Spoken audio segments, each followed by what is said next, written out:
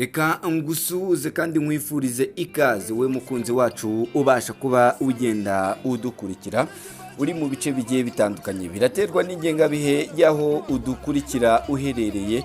Nyaboneka rero wowe nta kindi usabwa wowe uretse kureba ahantu handitse ijambo subscribe ukagenda urikandaho, ubundi tukajya tubana gatanu kuri gatanu hano mu makuru yacu abagiye agezweho. Iyi ikaba ari Imena TV. Nyaboneka rero reka ngushimire wowe wanayikanze.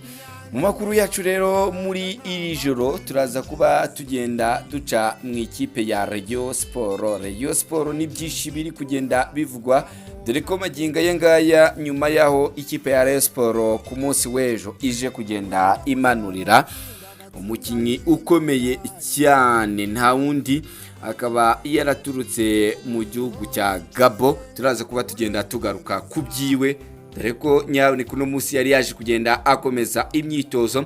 Turaza kuba tugenda tugaruka kuri Bigirimana Abedi. Uyu musore Bigirimana Abedi byari byitezwe ko ari buze kuba agenda asinya, ese yasinye? Byose ndaza ko bambi ugenda bikuvira imuzi n'imuzingo. Wowe icyo usabwa nuko utajya kure ya Imena TV nk'uko usanzwe ubimenyereye, ubundi ugakanda subscribe ndetse na like na share, ubundi tukajya tubana gatanu kuri gatanu hano makuru yacu abagiye agezweho ahangaha tanu kwa tanu. Mvuye ahangaha kandi ndahita ngenda n'ubundi nkomeza muri Rayon Week. Ni icyumweru gitegura rero imikino ikipe ya Rayon Sport izagenda ikina cyangwa se score tournament. Ikipe ya Rayon Sport iraza kuba igenda imanuka mu mikino igiye itandukanye, turi buze kuba tugenda tugarukaho, dore ko ikipe ya Rayon Sport ifite amamatch menshi nyaboneka iraza kuba igenda ikina.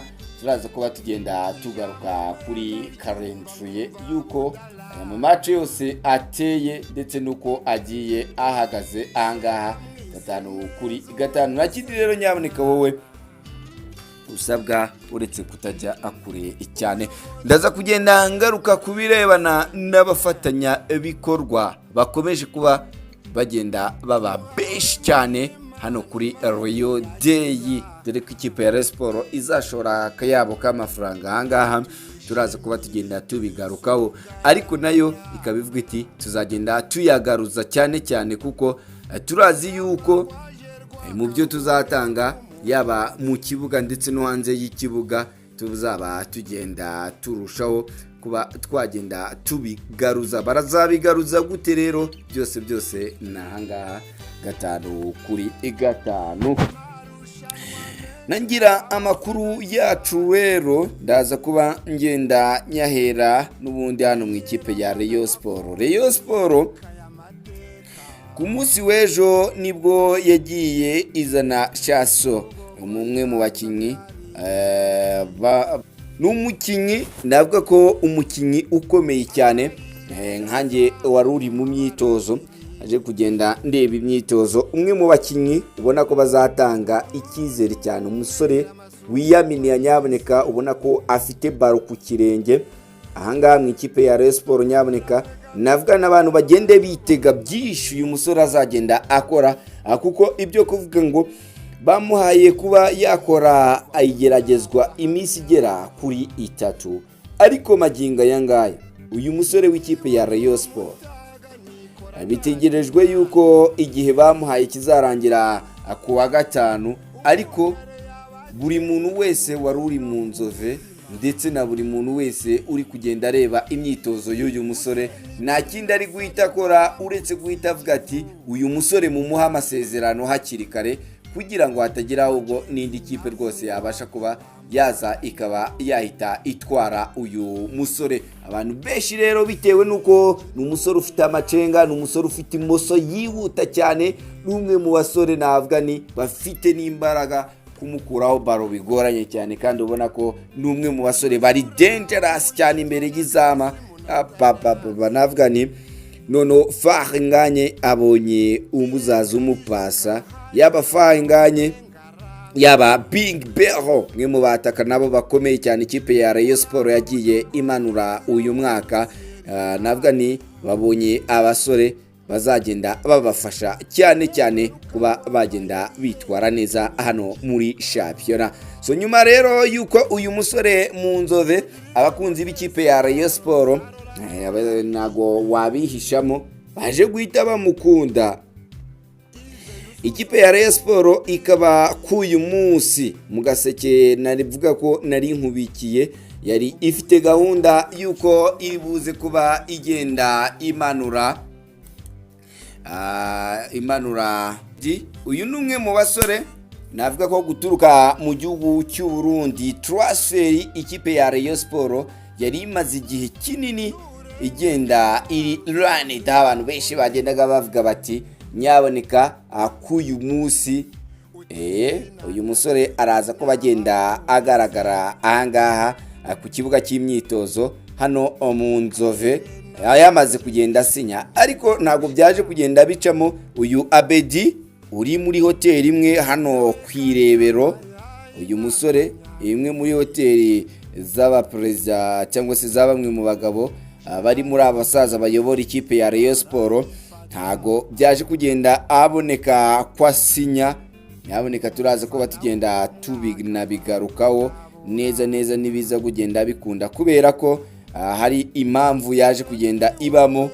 Nkuko amakuru ngenda nkurayo 5 kuri 5 bamwofarinze yuko icyaba kiza bazahura ku munsi w'ejo, kuko hari ibyo bari batari byagenda bisobanuka, nkuko perezida w'ikipe ya Rayon Sport yazaga kuba agenda abitangariza uyu Abedi. Haboneka dore ko twe tuba twigereramo ndani. Uyu numwe mu basore bari baraye baje ahangaha baturutse mu gihugu cya Tanzania gushyira ibintu byiwe ku murongo, ariko akaba yemwe ngo yaramaze no kugenda ategura abantu bo mu gihugu cy'u Burundi abereka yuko afite projet azagenda akoresha aya mafaranga, n'ubundi ikipe ya Rayon Sport izagenda imwishyura. Ngubwo abakunzi b'ikipe ya Rayon Sport iyi ni imwe muri transfer bategereje kandi bategerejanyije amatsiko, ngira ngo kuba waba ufite umusore nka Chassiere, ukaba ufite Big Bear, ukagira barishari ku kibuga hagati ya ikipe ya Rayon Sport. Nyaboneka uyu mwaka noneho ewana bayitege byinshi. Navuga ni uno mwaka tuzareba shampiyona, kuko yaba na mukeba ukomeye cyane umaze kugenda anganya n'ikipe ya Gorira ibitego 2-2. Amusore nka Mamadusi yongeraga kuba agenda atsinda karagaciyemo. Urumva ko uyu mwaka nyaboneka turaza kuba tureba ibintu bya fire on fire hano mu gihugu cy'u Rwanda. Nakwibutsa yuko nyaboneka iyi mikino yose tuzaba tugenda tuyibanaho 5 kuri 5 hano kuri stade. Nta kindi rero wowe nukutajya kure ya Imena TV, reko nicyo tubereyeho nyaboneka kuba tugenda tukwa-updatinga zandani hano muri shampiyona yo mu Rwanda. Nyiri mu ikipe ya Rayon Sport rero, Rayon Sport hakaba hari gahunda ya score tournament, aho ikipe ya Rayon Sport ibifatanyijwemo n'umufatanyabikorwa wayo Skoro bagiye bakunda kugenda bategura imikino ya gishuti izafasha ikipe ya Rayon Sport kuba yagenda yicyoza.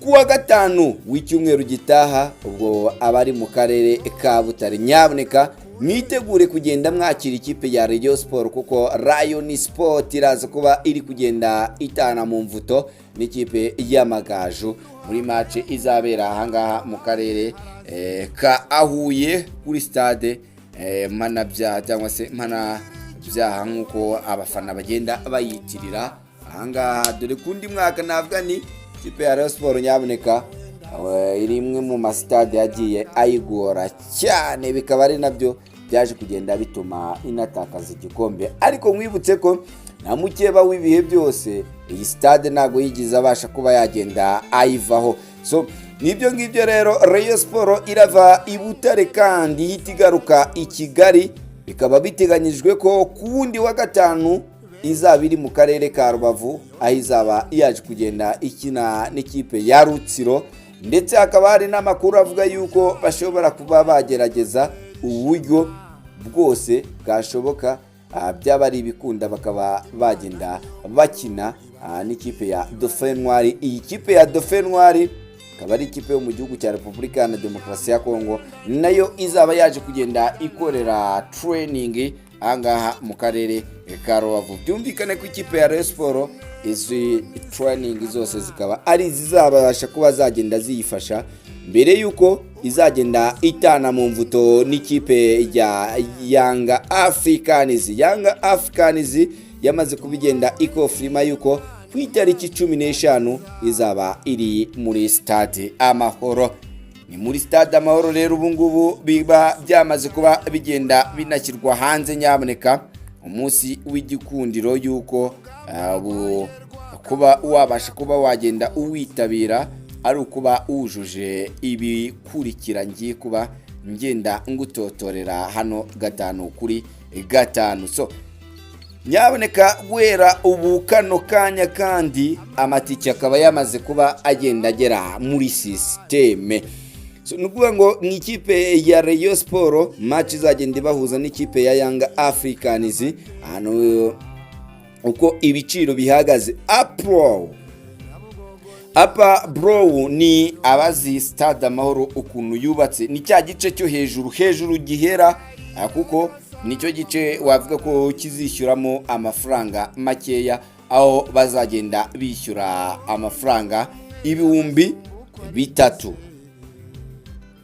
mu gihe lower pro igice gikurikira kizaba kigenda kicaramo abantu bishyuye inote ya 5, ndetse n'ikindi gice cya classic suite, kuko stade ifite ibice 3. hano kuri classic suite ni handi neza uvuye kuri pitch cyangwa ku kibuga, hano umufana aba yahamagara mu kibuga, cyangwa se mbese hano umufana aba yicaye muri stade ari kugenda yirebera match neza 5/5. ni mu gihe kandi muri VIP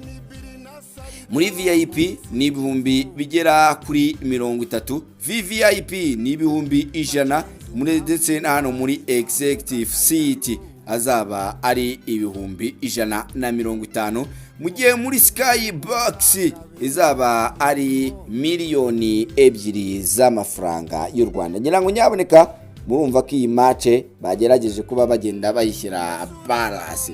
So rero wowe mukunzi w'ikipe ya Rayon Sport, nawe mu sportifu, nawe wifuza kuba wagenda wirebera bamwe mu bihanganye by'ikipe ya Young Africans, kandi akanyenyeri 6 2 akanyenyeri 700 akanyenyeri 119 ubashe kuba ugenda wigurira tike mu buryo bworoshye cyane, nawe uzabashe kuba wagenda ugaragara kuri uyu munsi w'igikundiro ahangaha mu ikipe ya Rayon Sport. Ikipe ya Rayon Sport rero uyu numwe mu misi yiteguye, dore ko ikipe ya Young Africans bagiye bayimenyera transport zizabasha kuba ziyizana, ndetse bayemerera ko bazagenda banayimenyera aho izagenda iba ahangaha mu gihugu cy'u Rwanda. Ibi ni bimwe mu bizafasha ikipe ya Rayon Sport, bikaba byayitwara miliyoni zigera muri 80, ndetse nayo n'abakinnyi bayo hakaba hagenderamo ibyo kuba ikipe ya Rayon Sport nayo izagenda itegura abakinnyi bayo 20. ubundi no kuvuga ngo ikipe ya Rayon Sport iravuga iti tuzatanga muri Yanga miliyoni zigera kuri 60 ngo amatike na hoteli izabasha kuba igenda ibamo hano i Kigali, zose ziri en charge ku ikipe ya Rayon Sport. mu gihe kandi avuga bati ku bijyanye no gukodesha stade miliyoni 10 zizaba zibaye 70, ndetse no kugenda security protocol n'abantu bazaba bagenda bashyira ibintu ku murongo, byose bikaba bizahura na miliyoni 80. natwe tubashe kuba twagenda abakinnyi bacu tubakubitiramo miliyoni 20 kugira ngo babashe kuba bagenda bashimisha abakunzi b'ikipe ya Rayon Sport. Iki gikorwa kikaba kizaba gihagaze miliyoni 100 z'amafaranga y'u Rwanda. Bakavuga bati tuzashoramo miliyoni 100, twizeye yuko nyaboneka natwe tuzabasha kuba tugenda dukuramo byibuza miliyoni 300 z'amafaranga y'u Rwanda, tukabasha kuba twagenda twunguka izi miliyoni 200 zikadufasha kuba twagenda dukemura ibibazo byose dufite. So reka ngushimire nyaboneka, ariko nakwifurize kuba ugenda ugira ijoro ryiza.